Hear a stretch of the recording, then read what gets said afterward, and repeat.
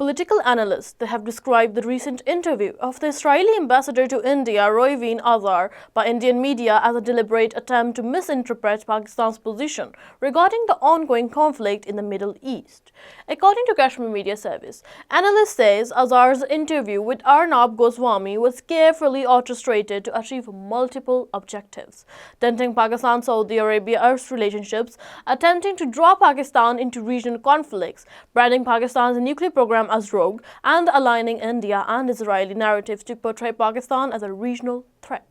They said Pakistan has made it very clear on a number of occasions that its relations with Saudi Arabia and Iran are built on historical brotherhood, religious affinity, and decades-long defense and economic partnerships, including the strategic military defense agreement. Pakistan has consistently supported justice and international law, particularly in protecting Pakistan's right, while Israel has long aided India, including operations like Operation Sindoor, revealing Israeli mechanisms against Pakistan's. Analysts also stress that Pakistan, as an established nuclear state with credible deterrence, will not be intimidated by threats. They underline that the Indo-Israel narrative fails to account for Islamabad's role as a regional peacemaker and its long-standing diplomatic influence in West Asia, including support for Arab nations and balanced engagement with Iran.